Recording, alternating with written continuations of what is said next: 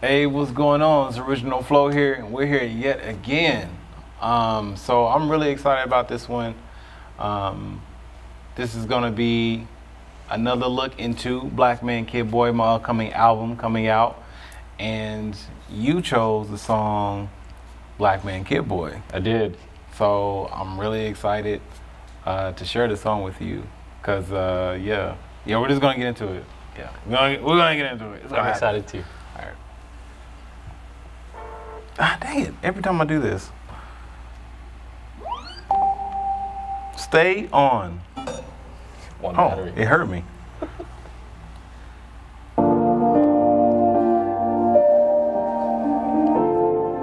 Yeah. Who are you? Who am I think we all get to that point in life where we ask that question, right? I'm still working on mine. I'm just that black man kid, boy. I'm just that black man kid, boy. I'm just that black man kid, boy. I don't really know much. What is the purpose of all this working if death is lurking? Walking a path of life, for black life is not for certain. Black is so beautiful, painting this ugly picture. Stripping us from this history, beating us, pulling triggers. Hoping that we gon' give up, praying that we gon' give up. With stereotypes we live up, focusing on our hiccups. Thug drugs and stick-ups, cuz plugs and victims. No hugs, love, this venom is tough shrugs, no ending. So stop pretending, defending this blinded vision we listen to. Caution with your next move, best believe it's critical. Amazing how my skin tone could make this life so difficult. Living in this world got me praying for a miracle. Proud to be black, hidden African American. Intelligence is dangerous, yeah, I know you scared of him. They feed me mediocre and tell me never dare to win. I'm just that black man kid, boy. I'm just that black man kid, boy. I'm just that black man kid, boy. I don't really know much. It's brought to life where you got mad time to think. Looking in the mirror, both hands on the sink. Like thinking darling, just as fast as you blink. Connected with the heavens, but I can't find the link. This sorrow is embroiled, I developed in myself. Embellishment of wealth is headlessness and self. This relevance to help is evidence of self. God is threatened through the earth and every rumble that you felt. Crushed stones that we throw to the bones that we grow. Blindsided, misdirected, and aiming imperfection and infection that we all seem to cling to. Still surprised by the pain that it brings you. On and on to that fat lady sings too. Mad at the world, punchline just what I swing through. Knowledge and experience is what these words bring you. I don't really know much. I'm just that black man kid, boy. I'm just that black man kid, boy. I'm just that black man kid, boy. I don't really know much. I live in the hood where they rob and they take stuff. Feeling headed down, but I had to keep my face up. Women on the corner, mask pain with their makeup. Praying for release like, Lord, please take us. Survivors in this hellishness, nothing else can shake us. Seeing innocent slave, nothing else will wake us. Murderers set free, justice system still rape us. Feeling boxed in, why the world say shape up. I guess that's why I have a small circle. Put my trust in many hands, and them hands try to hurt you. The same thought as Adam when he ate the first fruit. Lost betrayal, racing history like there's been no trail. Broken, beaten, and frail. Still survive to speak the tale. But I don't really know much. I'm just that black man kid, boy. I'm just that black man kid, boy. I'm just that black man kid, boy. I don't really know much.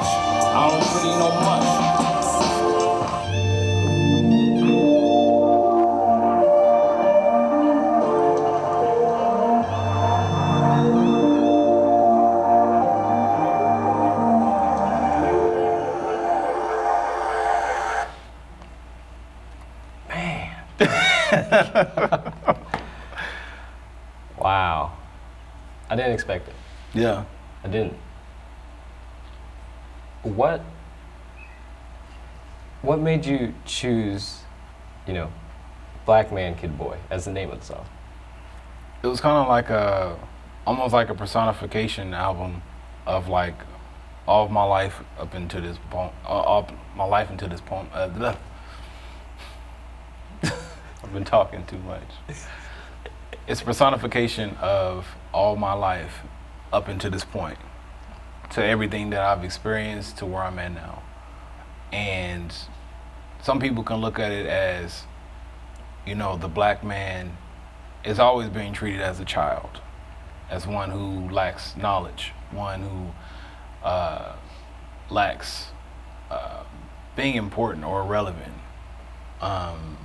which I take in all those meanings, and it personifies through the album.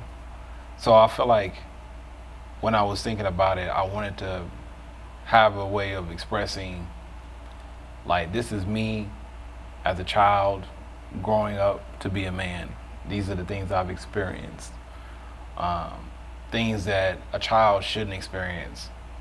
Like Blackmankidboy is actually my experience as a child. The things that's why I say I don't really know much, because I'm still growing as a kid. And these are the things I'm seeing. Like, I'm seeing like people being harassed by the police. I'm hearing, all kind of, spousal abuse out in my neighborhood, gang violence. It's just so much. Everything's happening around me. And all while, I'm just like trying to grow up and experience life and trying to learn the best avenue to go, because I'm seeing a lot of people make a lot of mistakes. And I just didn't want to be another number in that. I wanted to be different. I wanted to live my life how I was supposed to and how my family raised me to be. But like Blackmankidboy came from all those experiences kind of coming together and creating this one persona of this man who has these experiences. And that's the best way for me to explain it. It's like, I'm a Blackmankidboy. Like, this is my experience. This is what I go through. If you had a chance to speak to someone growing up right now, let's say they're an adolescent too, they're in this environment that we're all seeing right now. If you could tell them one thing from what you've seen and what you've grown through, what would you say? Learn as much as you can, and do not be quick to violence, because you'll regret it. You'll regret not being able to understand a solution. It's almost to the point of, I was looking at this thing on Instagram, just scrolling, and they did an experiment with their kids to understand responsibility, and said, get the paint bottles and to squeeze all the paint out. And the kids was like happy. They couldn't wait. It was paint flying everywhere. It was, whoa, squeezing all the paint out. And then she said, now put all the paint back in the bottles. Ow. And the kids were like, what? Clearly they didn't really understand the lesson, but it was a good point, because that's what we do with our lives. Like, at that moment where we're urged to do something, most of the time we do it without thought. It's like a reaction. You know what I'm saying? It's a reaction. So I feel like a lot of people become quick to violence because that's what they see. But it's important to think about it first, as your life, is, that paint bottle, in which if you just act and you don't think about, oh shit, I'm gonna have to put all this back together, in the end, you can have a lot of serious repercussions in your life. And I think it's important that we do that, especially for the new generation, to where this world, we're addressing a lot of issues right now, which is really good. And the whole world is behind us on this one now.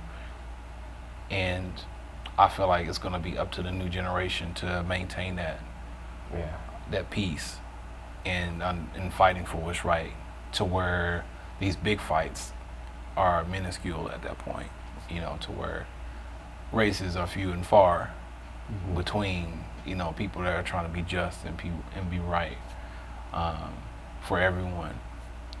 And I wanted to see that world happen, but we have to fight for that world. But not all fights are with,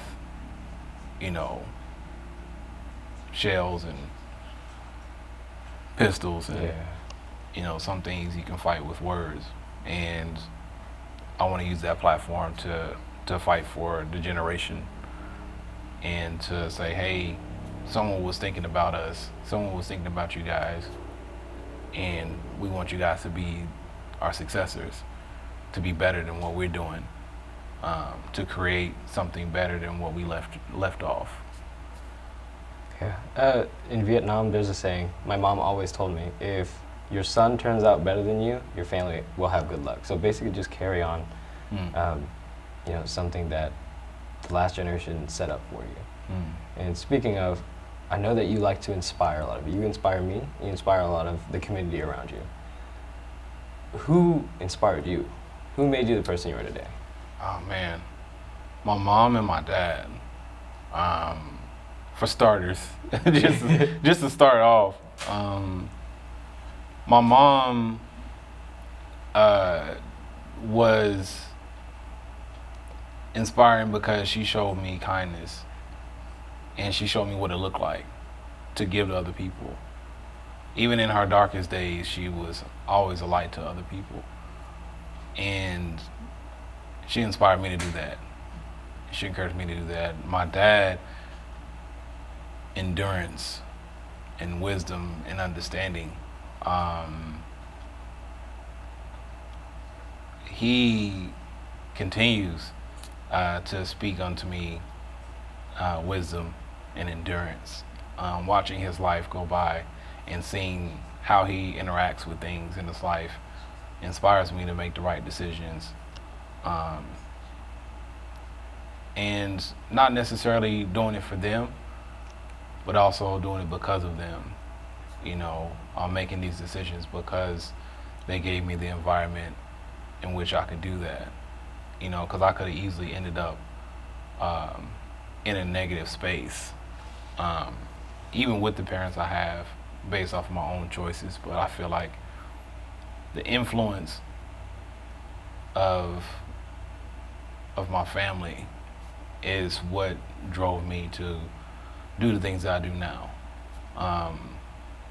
And it was just always something, just what I feel like I was always wanting to do, like even in like video games, down to the most minuscule point, but like video games, I was always the kid that wanted to team up. I was the team up guy, like, let's team up. And my cousin's like, no, I want to go against you. I don't just want to annihilate you. I'm like, let's work together, More likely to win. Yeah, And, I just always had that spirit. So I always wanted to show other people, that it sounds really corny, but, we stand stronger together, and we can build a world that we all appreciate. Like,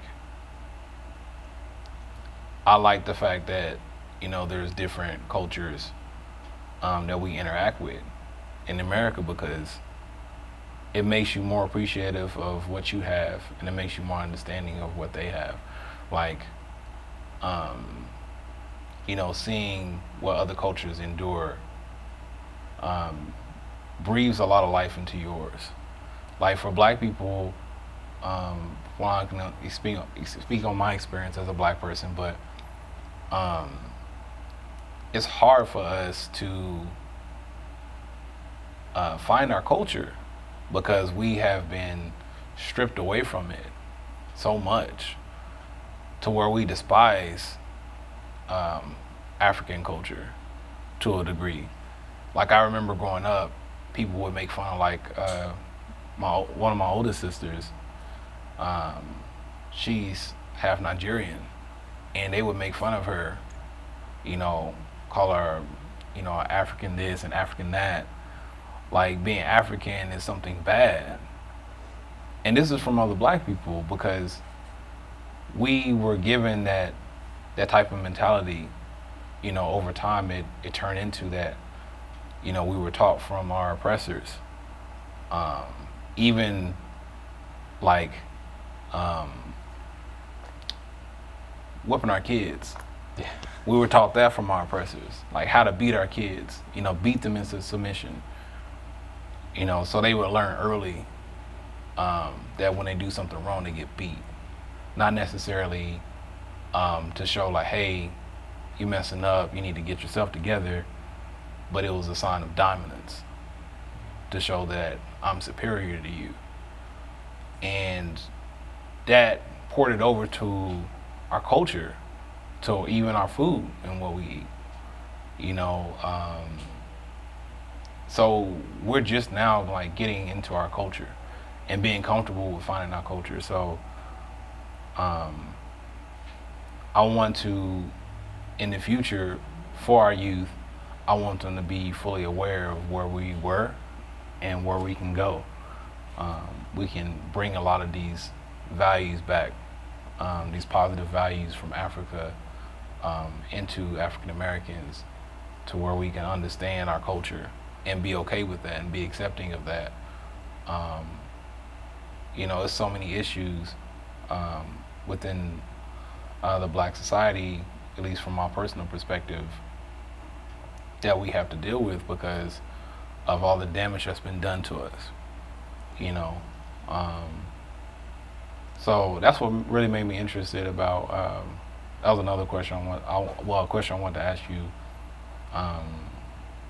You know, at least coming from another culture and hearing like Blackmankidboy, like how do you feel like it affects you in your personal life?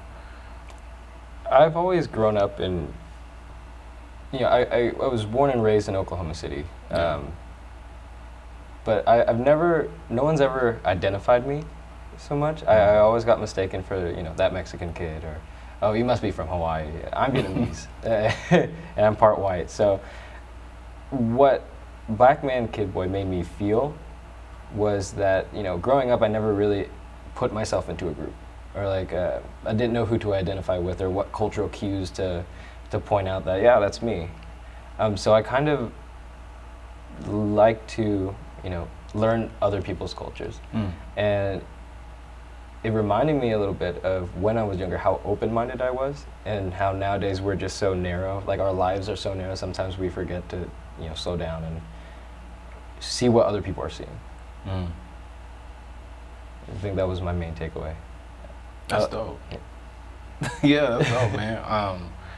I think that's good because it's like, that assures me, because even though this is like, I feel like this is the blackest album I've ever made, honestly. Like, I feel like it's very black, and I love it. You know, I want everybody to understand the perspective. Like, I know black people are gonna get it. Like, this is for us.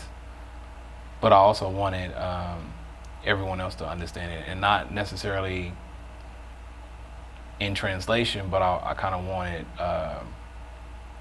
every other culture to kind of resonate with that. And it's like, hey, this is also your theme song. Like, you can have pride in your culture too, and be accepting of this, because, you know, as a black man, we've been told our culture is like the lowest of the low so much.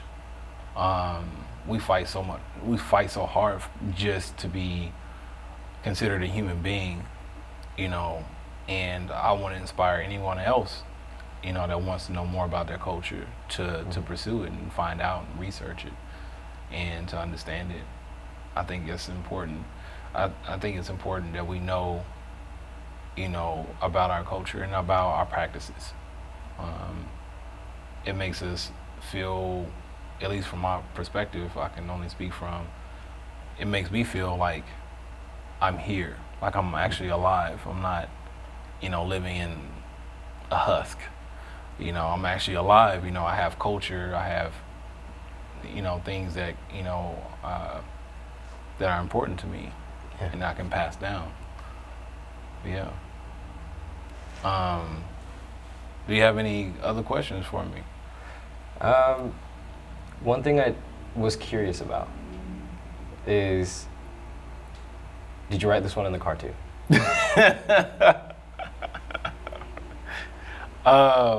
Yeah. Like I said, I wrote just about every song in the car.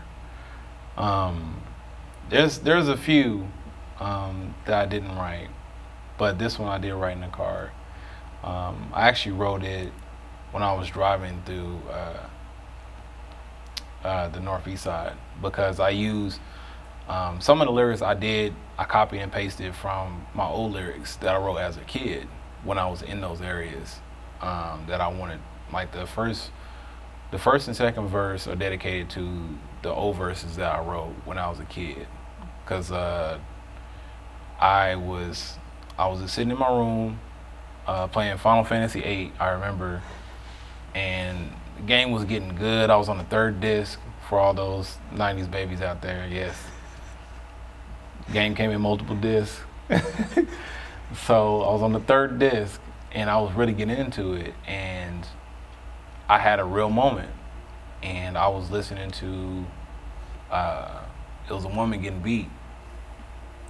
It was a prostitute, and her pimp was like beating her because she didn't have a jacket on. I mean, because she had a jacket on. It was cold, so she put a jacket on, and he was mad because she had one on. And he was beating her outside my window. And that was a real moment for me, because I realized where I was at. Even though I was like this nerd little kid playing Final Fantasy VIII, it was a very real experience for me. I had to realize where I was at. And so I just started writing, because I was a writer when I was a kid. I was writing poetry, and I wrote about being a black kid. It's very interesting. Now that I think about it, Blackmankidboy kind of comes together. I didn't even think about that until now, actually. That's wow. But yeah, I wrote that poem, and just talking about what was going on before the Northeast side was getting attacked by gentrification. It was some areas that weren't as good. I lived in on Phillips on the Northeast side, and it wasn't the worst, but it wasn't good. It was some good people that lived in the area, but it was a lot of stuff that needed work. And that was one of the situations that happened. And that took me back. I didn't know how to react to that. So I just wrote in my little book of poetry. It was like this, the little sketchbooks, the green sketchbook with the big rings. Yeah. And I just wrote into that. And that was my first rhyme book. But I took some of those lyrics, because I was a terrible rhymer at that point. And I added it to Blackmankidboy because I felt like it was relevant. But yeah. I like that you kind of stepped through certain parts of your life whenever you were, saying your lines. Yeah.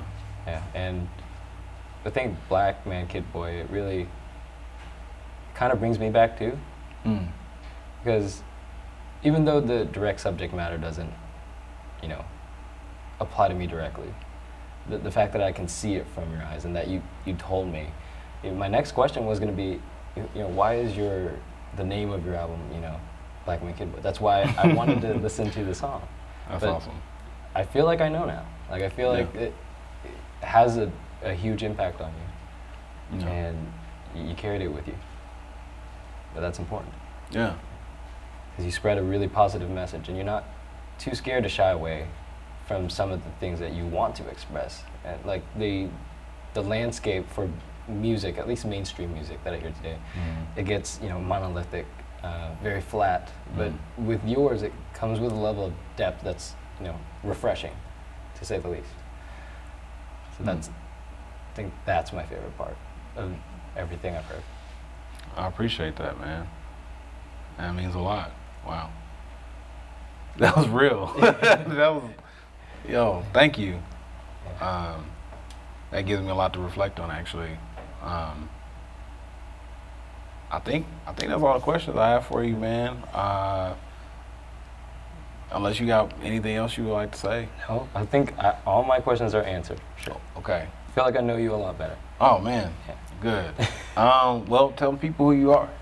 Oh, my name's Quan. I'm not really interesting. I don't make any music.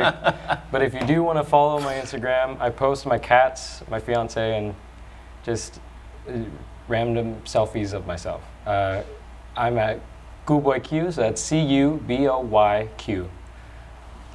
Appreciate you, brother. Thank you for having me on, man. Yeah, man. That was good. That was real good. We gotta try again. I didn't snap. All right.